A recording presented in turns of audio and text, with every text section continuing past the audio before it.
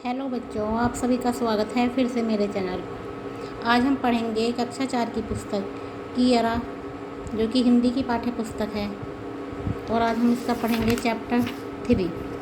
Chapter 3 का नाम है संस्कृति की रक्षा। तो बहुत अच्छा चैप्टर है।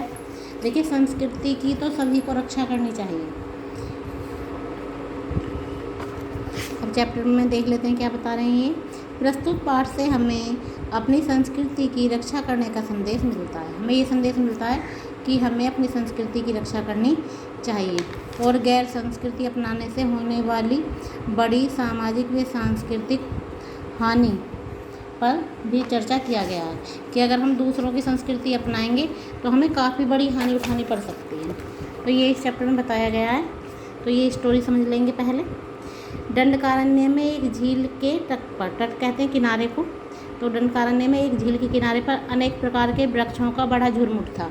बहुत सारे वृक्ष थे, मतलब एक जगह ही, और अनेक प्रकार के थे। वह अत्यंत रमणीक स्थान था। रमणीक मतलब जो मन को अच्छा लगे, जो सुंदर हो। तोतों का एक बड़ा झुंड वहाँ आवास बनाए हुए था। आवास कहते हैं घर को या मकान को।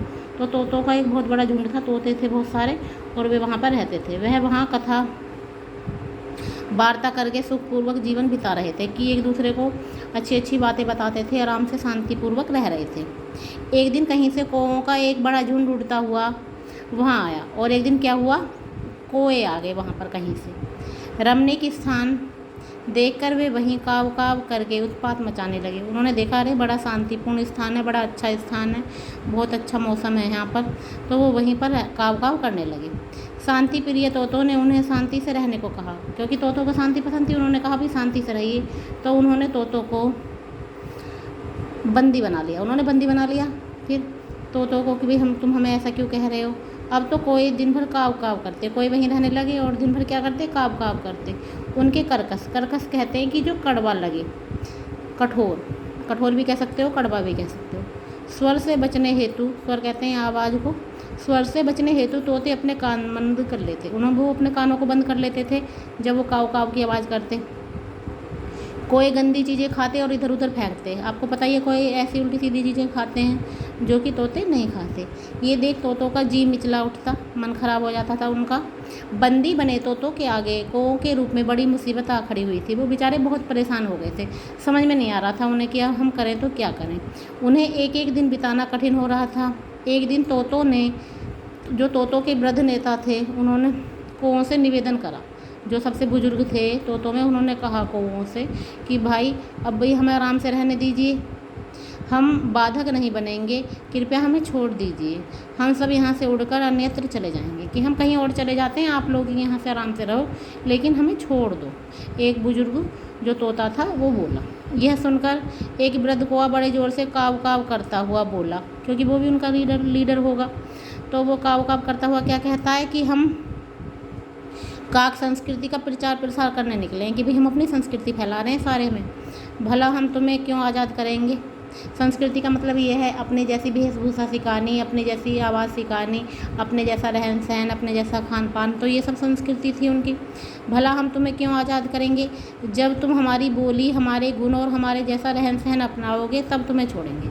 कि मतलब जब तुम हमारे जैसे हो जाओगे ना, तभी छोड़ेंगे हम, उसने कहा, जो बुजुर्ग कौआ था। कोए की बात सुनकर तोते आश्चर्य से ठगे के ठगे रह गए।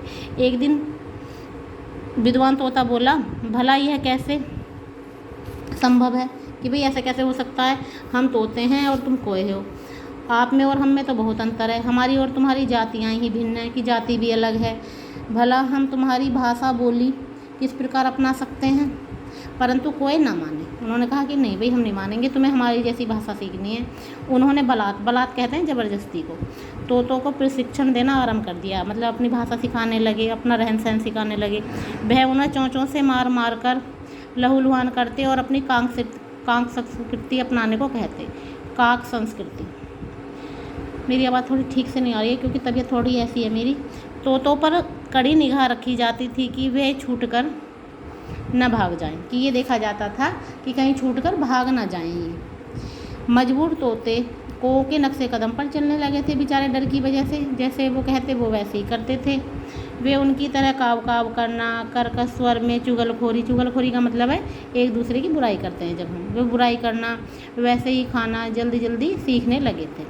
ये देखकर वृद्ध तोता अत्यंत दुखी होकर बोला, उसे बहुत दुख हुआ कि भाई मैं अपने इन साथियों के लिए कुछ कर नहीं पा रहा हूँ। धिक्कार है हमें जो हम इन दुष्ट कौओं की संस्कृति अपना रहे हैं।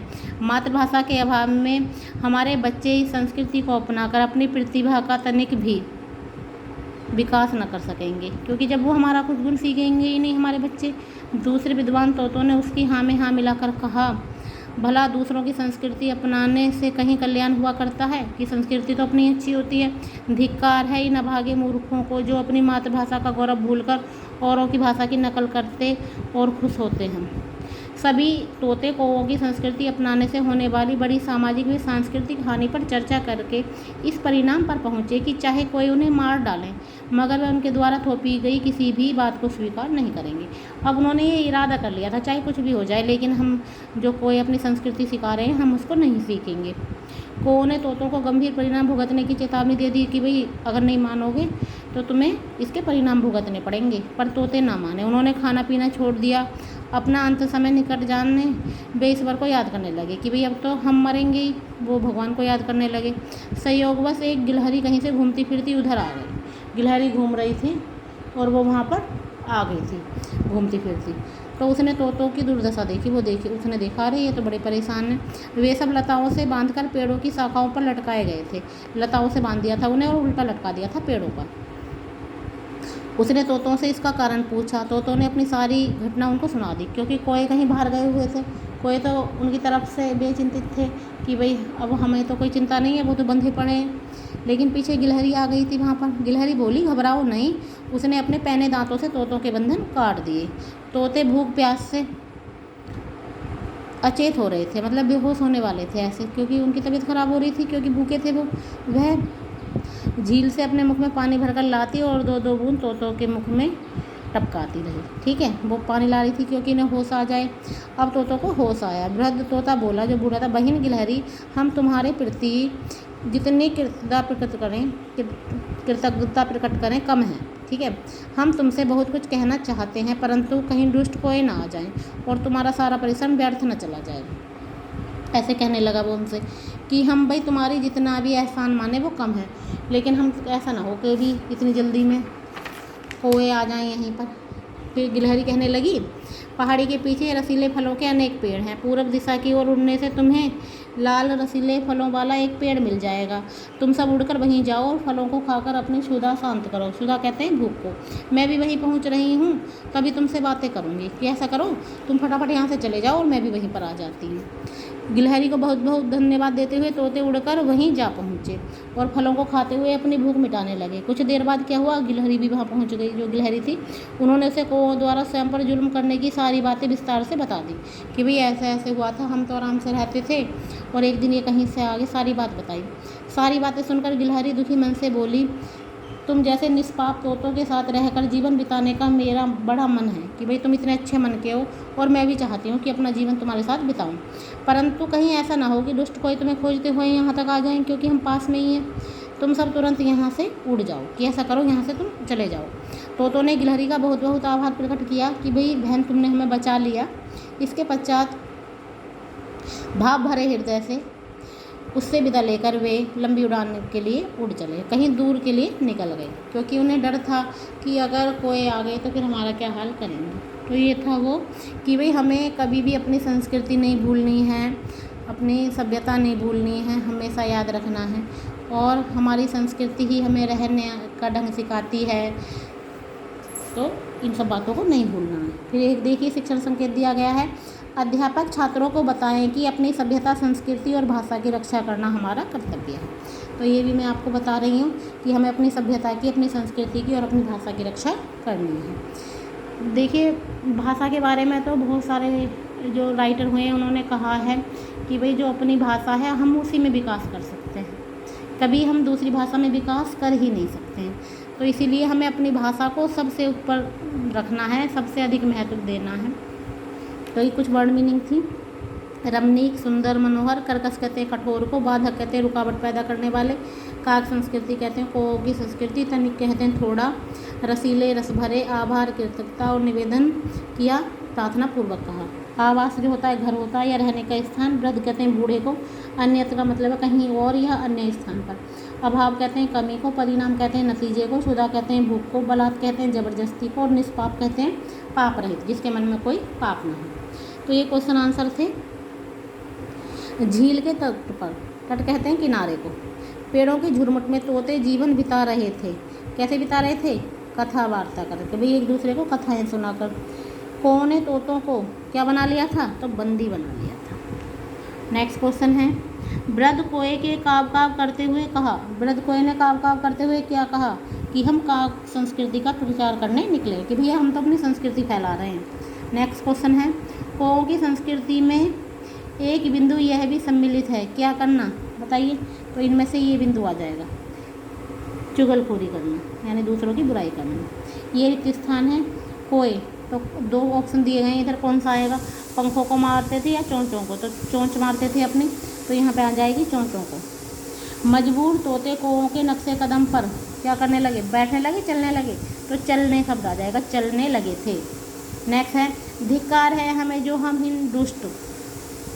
दुष्ट कौन है? कोए। तो कौओं की संस्कृति अपना रहे हैं, तो कौओं आ जाएगा यहाँ पर। नेक्स्ट है, ने को गंभीर परिणाम भुगतने की चेतावनी दी। तो किसने दी थी? कौओं ने तोतों को। पहले इसमें यहाँ पे आ जाएगा कौओं ने, और यहाँ पे आ जाएगा तोतों को। नेक्स्ट है पांचवा, एक कौन घूमती हुई आई थी? तो एक गिलहरी कहीं से घूमती फिरती उधर आई। नेक्स्ट देखेंगे आपके राइट रॉन्ग।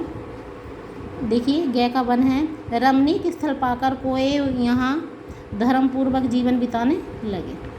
तो कोई तो धर्मपूर्वक नहीं रह रहे थे, तो ये रॉन्ग हो जाएगा। नेक्स्ट है, कोए तोतों की संस्कृति से प्रभावित थे। तो कोई तो अपनी संस्कृति से प्रभावित थे, वो तो प्रभावित नहीं थे उनसे, तो ये भी रॉन्ग हो जाएगा। तोते चाहते थे कि वे मातृभाषा के रूप में काक भाषा को अपनाएं। तो नहीं, ये भी रॉन्ग है। तोते तो कभी ऐसा चाहते ही नहीं थे। नेक्स्ट है, तोते निराश भाव से झील का वह रमणीक स्थल छोड़ना चाहते थे। हाँ, वो छोड़ना चाहते थे वहाँ का स्थल, ये सही है। गिलहरी की सहायता से कौओं को जैसे नया जीवन प्राप्त हुआ। जी नहीं, तोतों को हुआ था, ना कि कौओं को। तो देखिए, ओनली 4 वाला सही है आपके, बाकी सारे रॉन्ग हैं। ये 4 सही है, बाकी रॉन्ग है। अब ये सुमेलित करना है। देखिए, मैचिंग वाला क्वेश्चन है। कहा गया है कि रेखा खींचकर परस्पर संबंध वाक्यांशों का सुमेल कीजिए, यानी मिलान कीजिए।